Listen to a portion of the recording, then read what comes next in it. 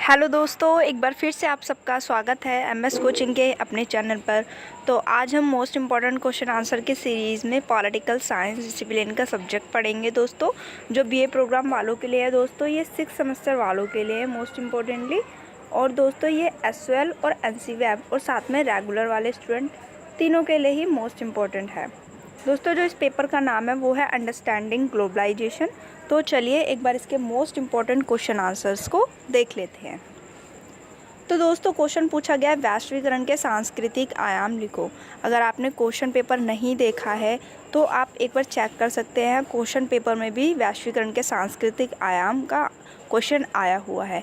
अगर question paper वाली video आपने नहीं देखी है तो लिंक मैंने डिस्क्रिप्शन में डाल दिया है, आप वहाँ से जाके चेक कर सकते हैं। तो देखते हैं, वैश्वीकरण शब्द आज के संदर्भ में सबसे अधिक प्रयोग किए जाने वाले शब्दों में से एक है। यह शब्द एक ऐसी प्रक्रिया को दर्शाता है जो वस्तुओं, सेवाओं, मूल्यों और संस्कृति के आदान प्रदान के संबंध में दुनिया भर के लोगों की बढ़ती परस्पर निर्भरता को इंगित करता है। यानी कि वैश्वीकरण क्या है दोस्तों? वैश्वीकरण का मतलब है विश्व का एकीकरण, यानी कि विश्व क्या हो रहा है, अब एक हो रहा है। मतलब जो इसकी संस्कृति है, राजनीति है और दोस्तों इसकी सेवाएं हैं, वस्तुएं हैं, वो आपस में क्या हो रही है, जुड़ रही है। मतलब एक देश से दूसरे देश में बहुत ज़्यादा तेज़ी से जा रही है। वैश्वीकरण को एक ऐसी प्रक्रिया के रूप में जाना जाता है जिसने दुनिया को एक एकल बाजार में आर्थिक अंतर संबंध और एकीकरण के लिए प्रेरित किया है। ठीक है दोस्तों, इसे एक ऐसी प्रक्रिया के रूप में भी जाना जाता है जिसमें देशों में व्यक्तियों के परस्पर जुड़ाव और आवाजाही की विशेषता शामिल है, जो कि अब पहले से कहीं अधिक मात्रा में बढ़ गई है। तो आगे समझते हैं दोस्तों। आगे है वैश्वीकरण का सांस्कृतिक आयाम। तो सबसे पहले दोस्तों वो जो पहले पढ़ा हमने वो भूमिका है, वो आपको जब भी वैश्वीकरण वाला क्वेश्चन आएगा तो वो हर किसी क्वेश्चन में आप आंसर लिखते वक्त डाल सकते हैं। वैश्वीकरण का सांस्कृतिक आयाम देखते हैं। संस्कृति को अक्सर व्यक्ति या लोगों के समूह के लिए जीवन के एक तरीके के रूप में परिभाषित किया जाता है, जिसमें विश्वास, दृष्टिकोण, प्रतीक और लोगों के व्यवहार और सोचने का तरीका शामिल होता है। यह एक ऐसा शब्द है जो कला, विश्वासों और सामाजिक मूल्यों के मानदंडों, सामाजिक व्यवहार और सामाजिक रूप से प्रसारित व्यवहार प्रतिरूप को संचालित करता है। आगे देख लेते हैं। हमें संस्कृति को एक ऐसी वस्तु के रूप में देखने की आवश्यकता है जो इसने नहीं है, बल्कि समय के साथ सामाजिक, आर्थिक और राजनीतिक परिस्थितियों में बदलती है। हम देख सकते हैं कि कोई भी संस्कृति कभी एक समान नहीं रहती है। दोस्तों यहाँ पे एक समान रख लेना दोस्तों। तो संस्कृति जो होती है वो क्या होती है, टाइम के अकॉर्डिंग बदलती रहती है। कोई भी संस्कृति एक समान नहीं रहती है। वैश्वीकरण के सांस्कृतिक आयामों की दुनिया में एक दूसरे पर विविध सांस्कृतिक प्रभावों के विस्तार पे आवाजाही और जनता के रूप में वर्णित किया जा सकता है।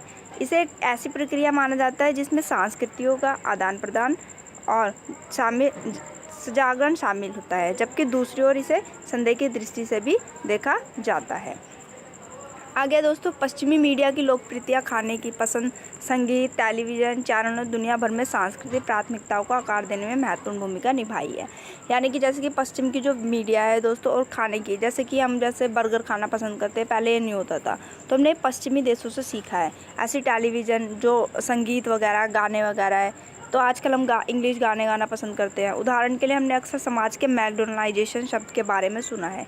यह सब समाजशास्त्री जॉर्ज रिचर द्वारा 1993 में अपनी पुस्तक में विकसित किया गया था, जो फास्ट फूड आर्थिक मॉडल की उपस्थिति और सामाजिक संस्थानों पर उनके प्रभाव को दर्शाता है। ठीक है, तो जो मैकडोनलाइजेशन शब्द है आपको पता ही है, फास्ट फूड से रिलेटेड है और ये 1993 में समाजशास्त्री जॉर्ज रिचर द्वारा दिया गया था अपनी पुस्तक में।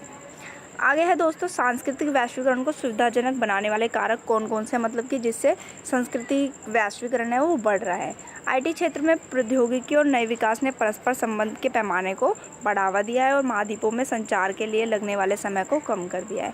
यानी कि जो दोस्तों हमारा संचार है, संचार के साधनों से क्या हो रहा है दोस्तों, जो हमारा टाइम लग रहा है चीज़ों में वो कम हो गया है, जिसके परिणाम स्वरूप विचारों, मूल्यों और सूचनाओं का अधिक संचार और आदान प्रदान ईजिली हो जाता है।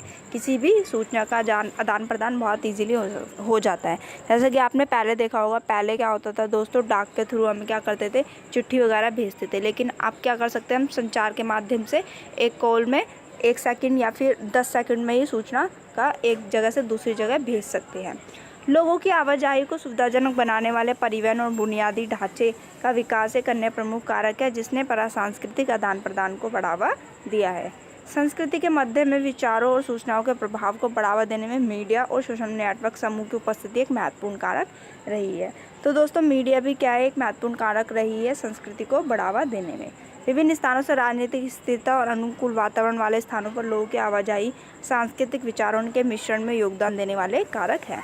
तो सारे दोस्तों सांस्कृतिक वैश्वीकरण को सुविधाजनक बनाने वाले सारे कारक हैं।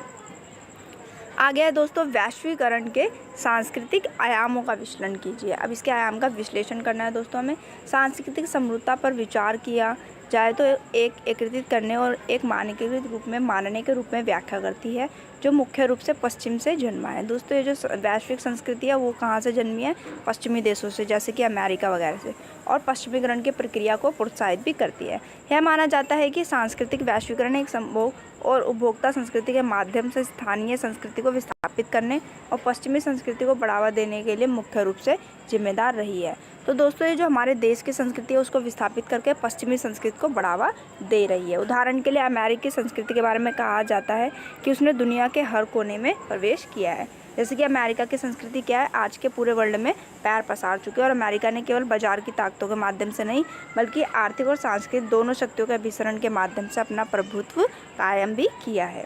जैसे कि कोको कोला और मैकडोनल्ड जैसी कंपनी न केवल बाजार पर बल्कि दुनिया भर में लाखों लोगों की खाने की आदत और खाने की बाताओं पर प्रभाव भी डालने में सक्षम रही है। जैसे कि आजकल आप हर कोई देख सकता है कि लोगों को बर्गर खाना और कोको कोला पीना सबको ही पसंद है, जो पश्चिमी संस्कृति का एक मजबूत प्रभाव का संकेत है। ये तो ये दोस्तों ये क्या दिखाता है, वैश्वीकरण का सांस्कृतिक आयाम का एक उदाहरण हो जाता है।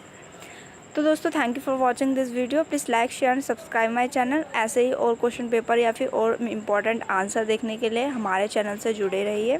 तो मिलते हैं नेक्स्ट वीडियो में। Bye bye.